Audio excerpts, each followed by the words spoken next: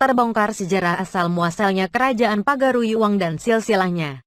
Kerajaan Pagaruyung ialah sebuah kerajaan Melayu yang pernah berdiri, meliputi Provinsi Sumatera Barat sekarang dan daerah-daerah di sekitarnya. Nama kerajaan ini dirujuk dari tambo yang ada pada masyarakat Minangkabau, yaitu nama sebuah nagari yang bernama Pagaruyung. Kemudian hari, nama kerajaan ini dapat juga dirujuk dari inskripsi ke Mohor Sultan Tangkal Alam Bagagar dari negeri Pagaruyung, yaitu pada tulisan beraksara Jawi dalam lingkaran bagian dalam yang berbunyi sebagai berikut.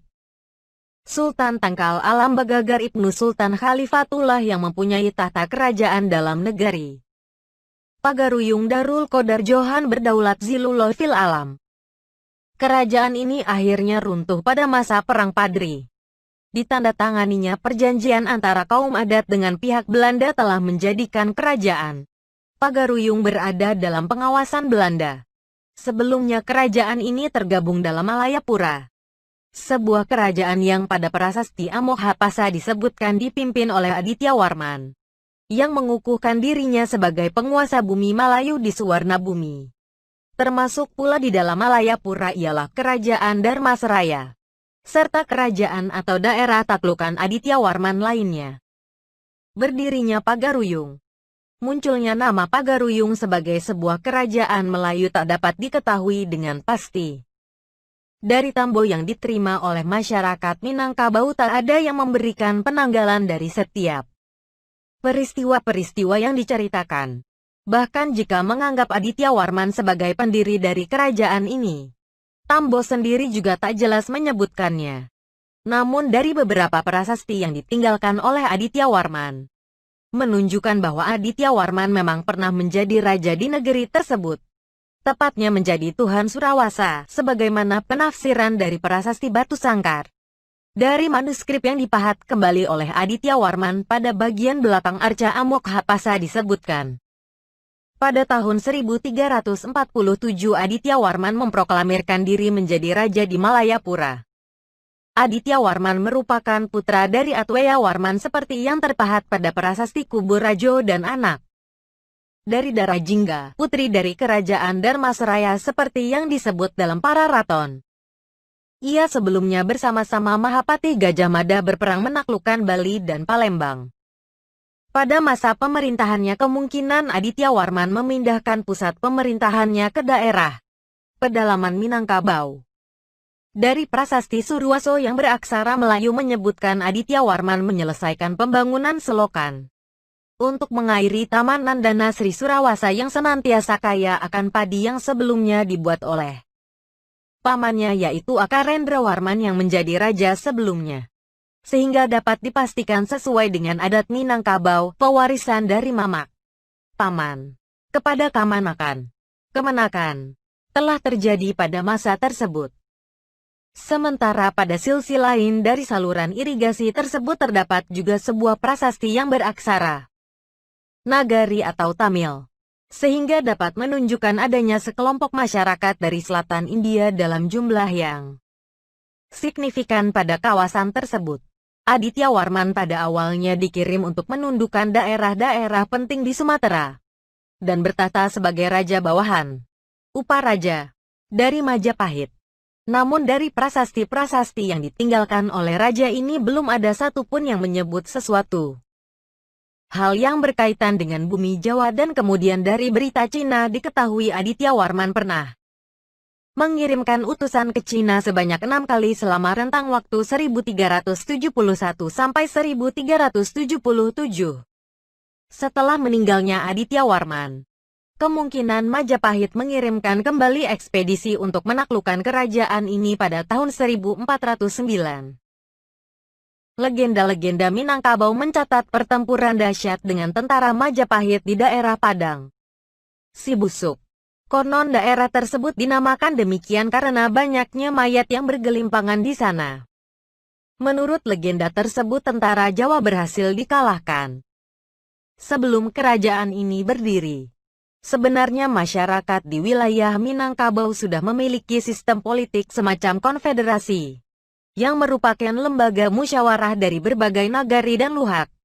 Dilihat dari kontinuitas sejarah, Kerajaan Pagaruyung merupakan semacam perubahan sistem administrasi semata bagi masyarakat setempat.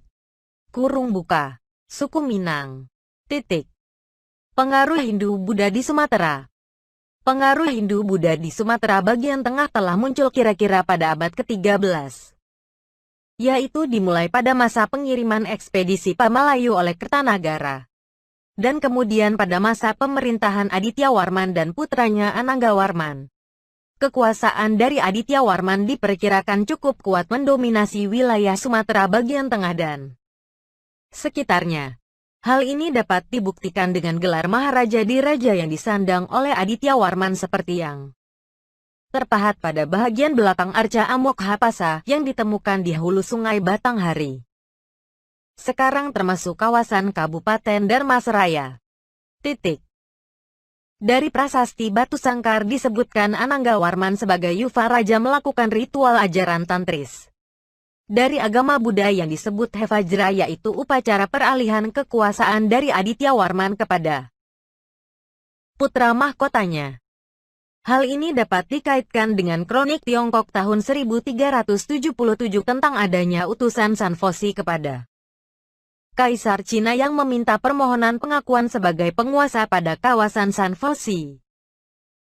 Beberapa kawasan pedalaman Sumatera Tengah sampai sekarang masih dijumpai pengaruhi agama Buddha. Antara lain kawasan Percandian Padang Roco, kawasan Percandian Padang Lawas dan kawasan Percandian Muara Takus. Kemungkinan kawasan tersebut termasuk kawasan taklukan Aditya Warman. Sedangkan tercatat penganut taat ajaran ini selain Aditya Warman pada masa sebelumnya ialah Kubilai Khan dari Mongol dan Raja Kertanegara dari Singasari. Pengaruh Islam di Pagaruyung. Perkembangan agama Islam sesudah akhir abad ke-14 sedikit banyaknya memberi pengaruh terutama yang berkaitan dengan sistem patrilineal dan memberikan fenomena yang relatif baru pada masyarakat di pedalaman Minangkabau. Pada awal abad ke-16, Suma Oriental yang ditulis antara tahun 1513 dan 1515 mencatat dari ketiga Raja Minangkabau, hanya satu yang telah menjadi Muslim sejak 15 tahun sebelumnya. Pengaruh Islam di Pagaruyung berkembang kira-kira pada abad ke-16. Yaitu melalui para musyafir dan guru agama yang singgah atau datang dari Aceh dan Malaka. Salah satu murid ulama Aceh yang terkenal Syekh Abdurrauf Singkil Tengku Syekh Kuala, yaitu Syekh Burhanuddin Ulakan. Ialah ulama yang dianggap pertama-tama menyebarkan agama Islam di Pagaruyung. Pada abad ke-17 kerajaan Pagaruyung akhirnya berubah menjadi Kesultanan Islam. Raja Islam yang pertama dalam tambo adat Minangkabau disebutkan bernama Sultan Alif. Dengan masuknya agama Islam, maka aturan adat yang bertentangan dengan ajaran agama Islam mulai dihilangkan dan hal-hal yang pokok dalam adat diganti dengan aturan agama Islam. Pepatah adat Minangkabau yang terkenal, adat Basandi Sarak, Sarak Basandi Kitabulah, yang artinya adat Minangkabau bersendikan pada agama Islam. Sedangkan agama Islam bersendikan pada Al-Quran. Namun dalam beberapa hal masih ada beberapa sistem dan cara-cara adat masih dipertahankan dan inilah yang mendorong pecahnya perang saudara yang dikenal dengan nama Perang Padri yang pada awalnya antara kaum Padri, ulama, dengan kaum adat sebelum Belanda melibatkan diri dalam peperangan ini. Islam juga membawa pengaruh pada sistem pemerintahan kerajaan Pagaruyung dengan ditambahnya unsur pemerintahan seperti Tuan Kadi dan beberapa istilah lain yang berhubungan dengan Islam.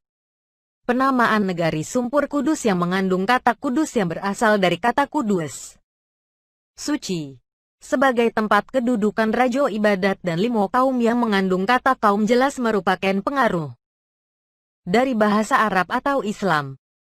Selain itu dalam perangkat adat juga muncul istilah imam, khatib, bila, bilal, malin, mualim, yang merupakan pengganti dari istilah-istilah yang berbau Hindu dan Buddha yang dipakai sebelumnya. Misalnya istilah pandito, Jangan lupa berlangganan di HR Junior.